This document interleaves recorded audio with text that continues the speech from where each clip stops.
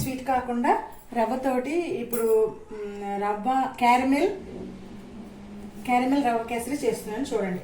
ఒక గ్లాసు రవ్వకి ఇటు చూడు, ఒక గ్లాసు రవ్వకి 2 గ్లాసులు పాలు పోసుకుని కొంచెం ఇలాచీ పౌడర్ వేసుకుని బాగా కలుపుకోవాలి.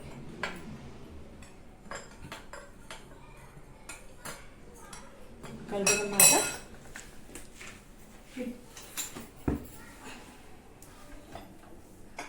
పొయ్యి మీద కన్నం పెట్టి కప్పుల పాలకి 1 గ్లాసు నెయ్యి పోసుకొని దాంట్లో 1.5 sugar, 1.5 cup sugar, 1.5 glass sugar వేసుకుని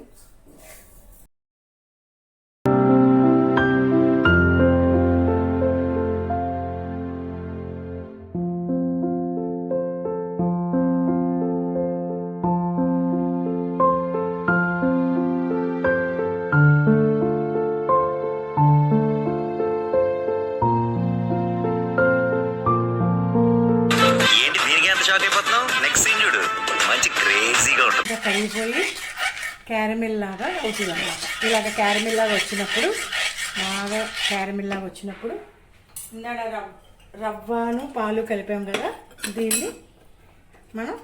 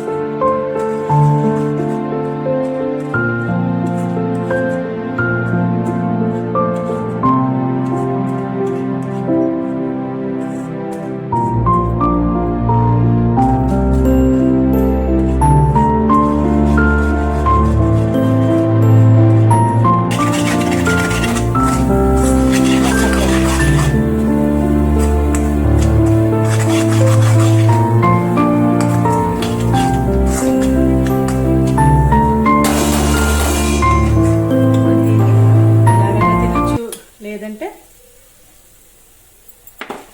ఇలా వేసుకుని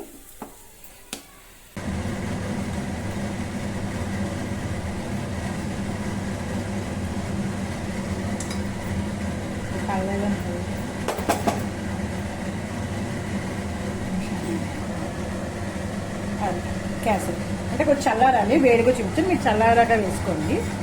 అంతే, క్యారమెల్ మొత్తం ఇది ఎంతో టేస్ట్గా చాలా బాగుంటుంది.